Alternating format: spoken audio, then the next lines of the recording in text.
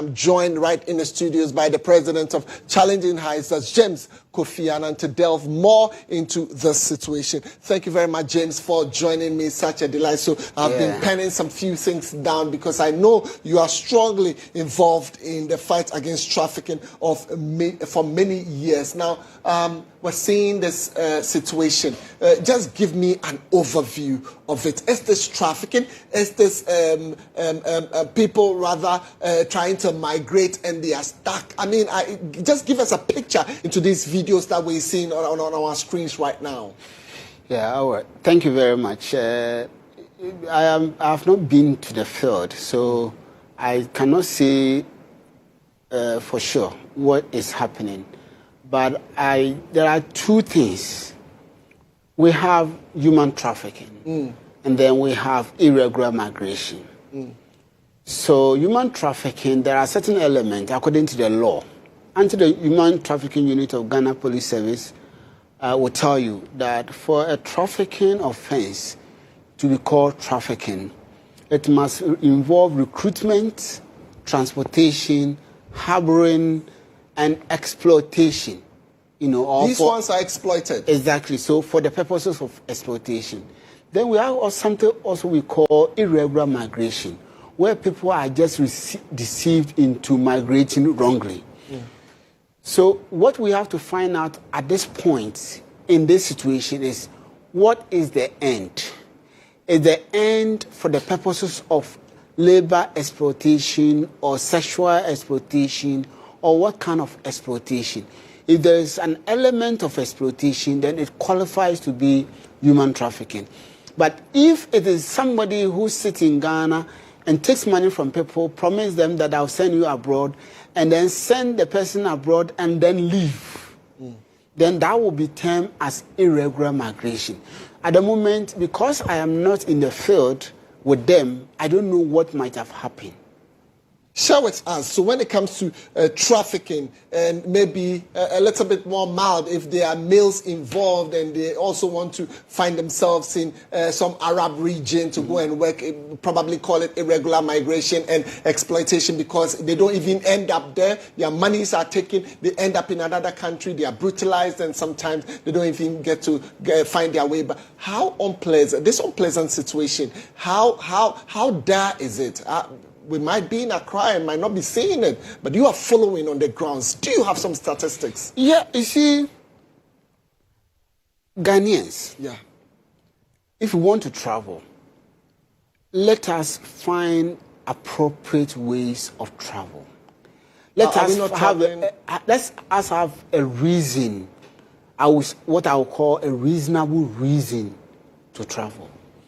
This craze that everyone wants to travel just for the sake of traveling is dangerous.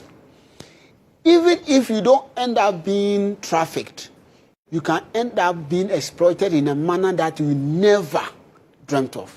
I don't understand. Let me explain. Give me a vivid picture. Yes, let me explain. There are a lot of people who travel out of this country and they just want to make it. But they end up having their organs being removed. In reality? That's a typical trafficking situation. You think that you are traveling to Libya, to wherever, and some people feel that if they want to go to Italy, then the best route is to go to Libya before they go to Italy. But once you are in another person's land and you are captured, your passport is taken away from you. You can be thrown into prostitution if you are a woman, and you have no way of defending yourself. Your organs can be removed, and you have no way of defending yourself. And in fact, you can pay as high as 200,000 Ghana cedis to somebody as a connection. The person will just throw you into another country, and you have no job until you regret and return to your country with nothing to show for. So that is the reason why I'm saying, if you want to travel, find something before you travel. Know the purpose of traveling. Trafficking is real. We have over 49.6 million people in the world who are victims modern slavery and human trafficking. In Africa alone, we have over 7 million people who are victims of human trafficking and modern slavery. In Ghana, there are over 91,000 of us. 91,000 who are victims of modern slavery.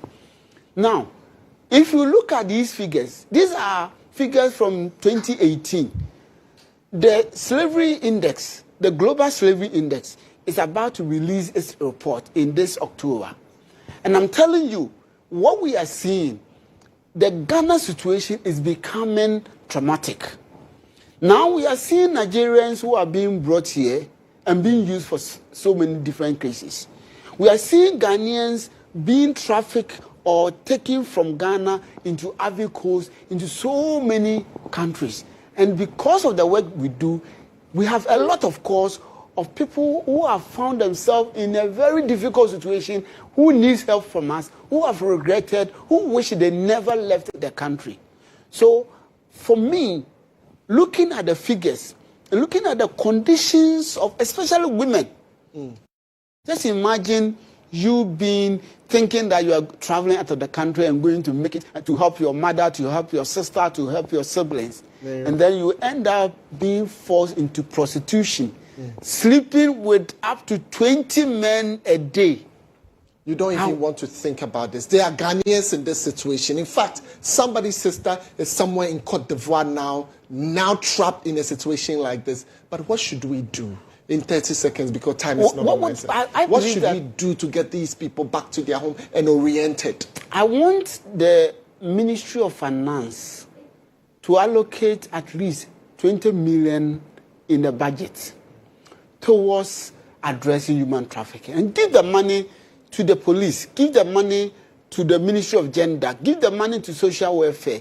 Just give the money to the state institutions to address this. You didn't call for the money to be given to you. I mean, no. You are doing a lot. I am doing a lot, but I don't want to call for the money to be given to me. Because, you see, these state institutions, if they are effective, I will be effective. If the police does its work well, I will do my work well. Okay. So there needs to be resource first. Once that is done, we'll be able to curb this problem. We're grateful, James Kofi Annan. I mean, this conversation, we should have it extended, and we're just going to call for more time so that you do this on State of Affairs with us. Unfortunately, we'll have just an hour for the news. So, yes, we'll touch a little snippets of it and allow an extended interview on this particular one. But, hey, we're grateful for your time. You've done this so well, and we look forward to holding further conversations with you, James. Thank you for having me. All right, so I've been interacting with the president of Challenging Heights, James Kofi Annan, to delve into situations of human trafficking and irregular migration. Well,